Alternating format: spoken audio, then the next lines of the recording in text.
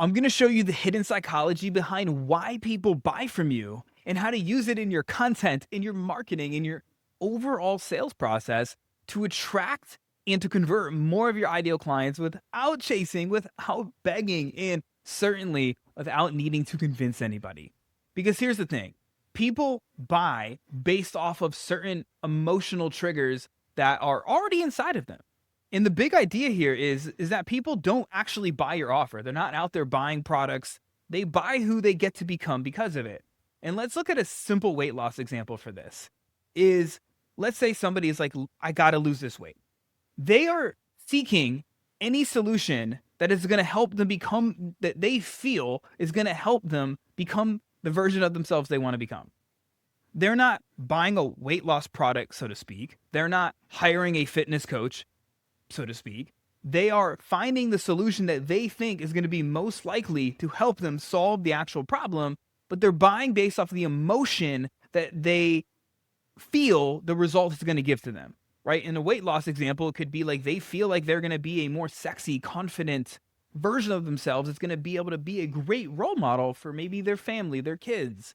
And so if you can tap into the words that you need to use to elicit those emotions, to show the identity that you can lead people to with your program or with your product, you're going to be much more likely to get people to say yes to you, to get people to come to you because of that. And I'm going to show you here in a second. Words are important, but in the grand scheme of things, especially in video content or even on sales calls, it's incredibly important to also keep in mind tonality and body language because they make up 90% of communication and the word choices make up 10. Now, all of it is important, but in order to do this, let's say correctly, you're going to want to have all three. And so here's what I mean. First, most coaches believe that people buy because of like the features that they have, right? Or the deliverables. It's like, I'm going to give you X, Y, and Z, or the information is better, like blah, blah, blah, or their expertise or credentials. But in reality, it's the last thing, man, that people decide on. It's like, I've seen people do some pretty crazy things in like the weight loss space and like, the business growth space to try to get like results. Like I've literally seen people go out and like cold DM 300 people, like excruciating to do because they believe that that's going to get them a client. Like they don't care. Like the deliverable sucks, right? Versus like somebody else might say, I'm going to go and, freaking door to door say like the people will do crazy things if they feel it'll get them a result. So they're not necessarily deciding on these. They're deciding on the thing that they, again, use the word feel is going to get them the result. And so if you think about this, right, we know that people buy emotionally and they justify with logic. And so people make decisions based on them feeling seen by the brand, by the company, by the coach, them feeling hope, right? Them feeling capable. Logic just simply justifies the decision that they already make emotionally. And so we want to consider, how do we do this, right, in our marketing, in our content, in our sales process to be able to get people to make that decision emotionally, right? Because most coaches are getting ignored because, like, and I've seen people that are more certified, more experienced, smarter. They have literally just better processes. They're overall more talented, but they're still getting overlooked by people that are way less qualified than them. And it's because people don't know what you know, right? They buy on how they make you feel. They're not buying based on like how smart you are. They're buying on how smart you make them feel. And so here's where I really like learn this truly. Like I had an idea of this before, but back around like 2019, 2020, like it was like right before COVID and like in the midst of COVID, I really had a lot of data to test this. I was posting like valuable content for freaking months, but my conversion was incredibly low. Like I would even get like some posts that would pop off and I would get likes, I would get some comments, and I was like, oh man, cool. But it wasn't converting, or at least not consistently. And when I shifted from just teaching information and like trying to be the smart one to creating psychological resonance, like literally everything changed. One conversion campaign I remember specifically, which was, oh my gosh, I want to say it was like I think I put some posts down here. Yeah. It was November 2020. And so I had 326 total hand raisers, like people opting into my stuff from a campaign I ran. I ended up getting 11 clients and produced $33,383 cash collected. And this became the foundation of what eventually helped me get to 2.2 million and serve over 1,000 clients. And it wasn't better information, it was better messaging in psychology, right? And so this is just this is one of the first posts that really popped off for me, and it led to like a live series that I was doing at the time, a full campaign, which I'll kind of walk you through here in just a second. And I've been able to repeat this process and give this to plenty of clients to where it's like they've jumped, like Leo jumped from 1,000 to 26K, then to 33K. Trianka went from around 10, 15K to 30K, and literally changed her business and her life. I had another client who was able to cross over 31.8K. You could see Emily, like in our Facebook group in December in the holidays, was able to produce 12,500 from her Facebook group using a lot of these same principles, these same philosophies. And just last week, I had one of my clients that I'm doing like one-to-one consulting for. He looked at his November kind of numbers in Stripe, and he had did 101,000 in November based off a lead nurture strategy that we helped him with. And so it all comes down to you infusing this buying formula. And so the first thing that you got to understand when it comes to getting people to buy from you is, number one, is you have to have that identity recognition. And we're going to unpack all of these in just a second, but you have to get people to say, you get me, right? Nobody is going to hire you if they don't feel like you get them. And so we have to be able to infuse this inside of everything that you do, from top of funnel marketing to your middle of funnel, like how you nurture people. And then of course in the sales process. And then number two is belief transfer. We need people to say, like, you believe I can change. Sometimes people need you to believe in them more than they believe in themselves. They need the transference of belief, because a lot of times they have limiting beliefs about why they haven't got results. And sometimes they just don't believe they can anymore, especially if you're in a market that's already been trying to get results and they just haven't, which is a lot of our markets. Secondly, we're going to unpack this again in just a second, but you need to give them a new belief. You need to also give them a new belief, right? And I'm going to show you what I mean here in just a second. But the third piece of this formula is a desired identity. You need to get them to understand that, like, I want to become who you're describing. So if you can describe their aspirational identity to them within your marketing, within your sales process, they're going to be more likely to buy, because it's going to sink in to a core emotional desire that they already have. You see, there is a famous copywriter / marketer his name was Eugene Schwartz. And he has this quote that I love and that I've burned into my brain. And he says that it is not our job as a copywriter, as a marketer, as a coach, I'm infusing those, he's the term copywriter, to create desire in a market. The desire is already there for people to lose weight or grow their business or have a better relationship or whatever it may be. Our job is to channel that desire and create demand for our stuff.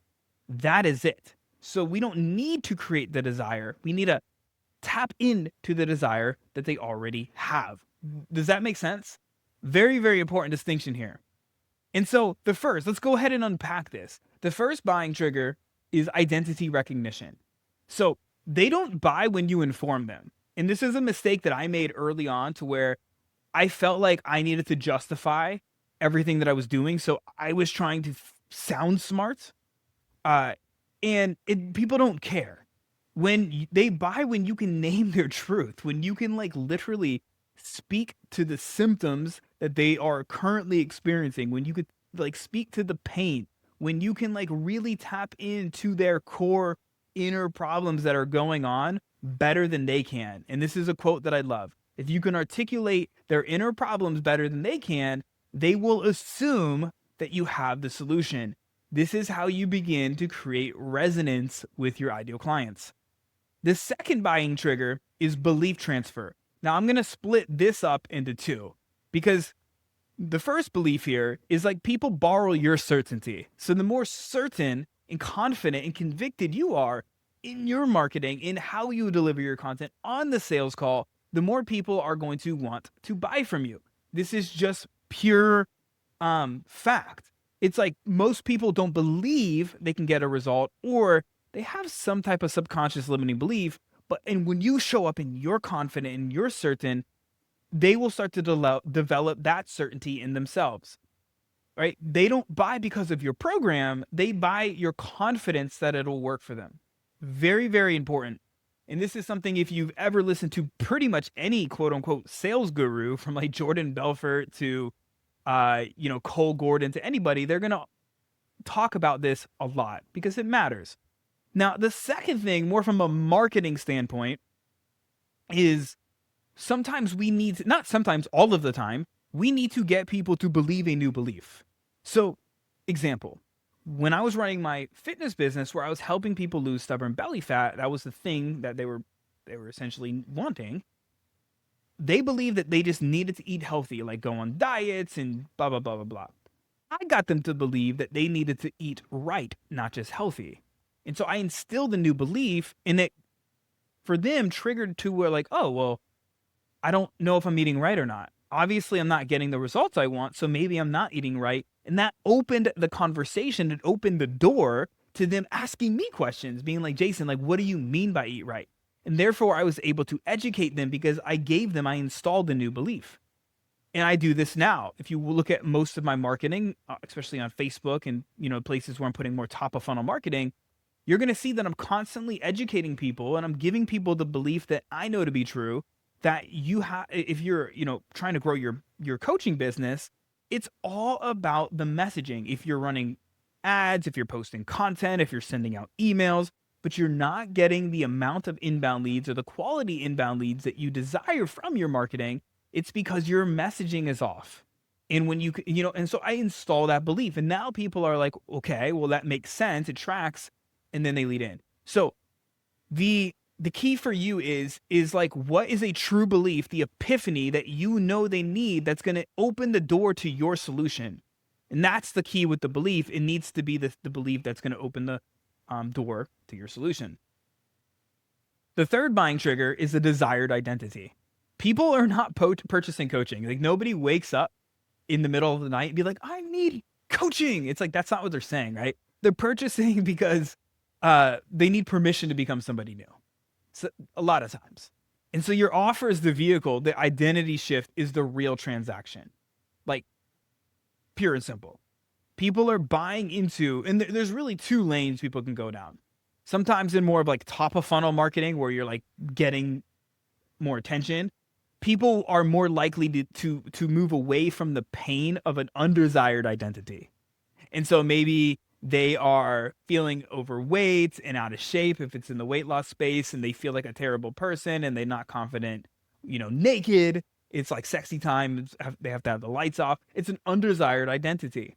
And sometimes people will move away from the pain of that. So if you can really elicit that through your words, that there's consequences to if they stay there. Because if people know it's going to get worse, that's what will kill complacency. People might stay complacent even if they hate their identity. They might stay complacent, but when you could start infusing the consequences of what will happen if they stay there, and then you give them the desired identity and you can articulate that to them, and they're like, well, I don't want it to get worse, and it cuts complacency from them, and they're going to start moving towards your offer because you are painting the desired identity to them. And so if we look at this practically now, if your content isn't converting, it's quite frankly because your audience doesn't either feel seen, they don't feel understood, they don't feel believed in, or you haven't given them a new belief to really like open the conversation to your stuff, or they're holding false beliefs, right? As I just alluded to. Or you haven't invited them into a better version of themselves. Maybe you're speaking too much to the surface level, and you haven't really tapped into the identity stuff. So they consume your content, they might even like your stuff, but they don't see themselves in it. And so the invisible villain here is that your real constraint typically isn't, because it's not usually leads. That's a symptom of not actually solving the actual problem. It's not usually reach. Again, that's a symptom if you're not getting enough reach or even engagement from the right people.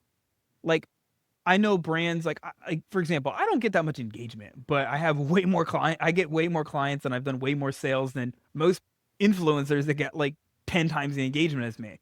So I know a lot of people that get tons of engagement from the wrong people because they're trying to go viral. They're trying to stroke their ego, or maybe they've been sold the bullshit lie that it's like you just got to get more followers, man. It's like I would rather have less followers from the right people than more followers of just randos, right? And so it's like it's because the messaging lacks that psychological resonance. And so the fix, you want to start creating content that names their hidden conflict, speaks to their secret thoughts, right? Preaches the identity that they crave and transfers belief instead of just giving advice.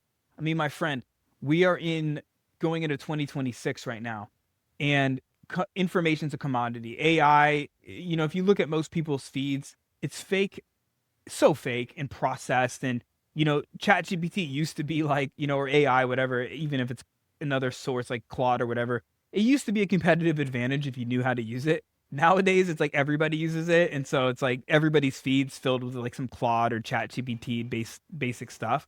And so most people don't know how to actually write great copy. And so they're kind of left to the whim of like, I hope AI is like doing a good job. And so people's feeds just look crappy. Fake, like Meta can pick up on if it's AI or not. It's smart enough. It's way smarter than us. So it's smart enough to know. And so you got to really make sure that you're tapping into this stuff and make people feel something, and they'll follow you anywhere. And the last thing, and then I'm gonna give you a little tip on how to actually apply this right now. But you want to focus not just on the words, but on your tonality. And so whenever you want people to move forward, you want them to take an action on like a call to action, you want to typically use a downward inflection tonality. You want to, and I look at this like I have kids, right? If I want to be like not necessarily stern, but if I want my kids to do something, I'm going to be more of an authoritative uh, tonality versus if I really want my kids to open up to me and talk to me about stuff, I'm going to use more of a curiosity, more of an upward inflection. I'm going to be like, oh, like, well, tell me about your day, right? I'm going to be more curious, and it's going to make them want to tell me because I'm being more curious with them. Versus if I'm like, hey, go clean your room, I'm gonna be like, hey, can you please go clean your room, right? More downward. And so when you can, in this tonality, we can do a whole video masterclass on. But when you could start just like intentionally focusing on these things, you'll get more people to comply with you. And the same thing with body language, right? A lot of people don't use body language, and you don't have to be like Ricky Bobby. Like, what do I do with my hands? A lot of times we'll naturally use body language good, but for a lot of people, it does take intention and practice doing that. But body language and tonality are 90% of communication. And so you do want to have some training around how to do that. It will help you get more leads. It will help you move more people forward, especially if you're doing things like videos or workshops or, live, Zoom sales calls, things like that. So outside of that, here are just a few things that you could do to apply this today. Firstly, name their internal conflict, and specificity is everything, right? So this is just a quick example, but you want to get really specific. So this example is you're exhausted trying to be who you were before. Like if this was a real example, like that I was, doing for my brand or I was doing for somebody else's brand, I would get specific to what that means. Like you're exhausted doing X, Y, and Z. Like name what's actually going on, name their symptoms, right? You're probably 20 plus pounds overweight. You've got, love handles that are bulging out the sides. Like the more specific you can get with what's going on, the more they're going to resonate with it. And again, the better you can articulate the problem, the more they're going to automatically assume that you could solve it. And then transfer belief, right? Like you're not failing. You were just given the wrong strategy. You want to transfer that belief so that they have certainty that like, oh, and this is what's going to give them hope, right? They're going to be like, oh, well, maybe there's something else out there, right? So you want to transfer that belief. It's like, hey, if you've been posting content, if you're running ads, if you even get tons of engagement and you got leads, but you're not converting as high as you want to, or you're feeling stuck, it's because your messaging isn't resonating. We need to fix that up and we need to create better conversions. We need to put a system in place. Now people are like, oh, okay, right? Number 3 is position your offer as an identity upgrade. You don't have to do this, by the way, but like most of my offers have been around an identity upgrade, right? So like the names of them. So like I had a program called the Stubborn Fat Solution, right? And it was around like them losing stubborn fat. I've had a program called the In-Demand Coach, right? And so like I've even named my programs around that, but you want to make sure it's articulated to where it's like, hey, basically, I'll help you become the version you've been trying to remember.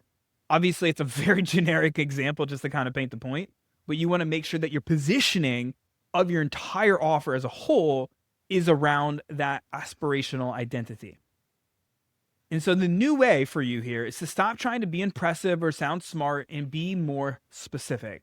Specific beliefs, specific identity, specific villain that's in your marketing, specific future, specific sells, generic dies. And so here's a writer downer for you. People don't buy because they understand you. They buy because they feel understood by you. And so if you want some help applying this into your content and messaging, if you want content that converts better, messaging that attracts more dream clients, or clients who chase you instead of you chasing them, make sure to hit subscribe, comment psychology down below, and I'll go ahead and send you this worksheet. And you could DM me on Facebook or Instagram with the word convert, and I'll send you a full breakdown, short little video on like specifically the different pillars that you need to have in place, the framework, if you will, to start getting more inbound leads on a consistent basis and more dream clients coming in because you're using the right marketing, you're using the right content, you're really building systems around that so you can create some more consistent and predictable conversions. Hope you found this helpful, and we'll chat really soon. Bye for now.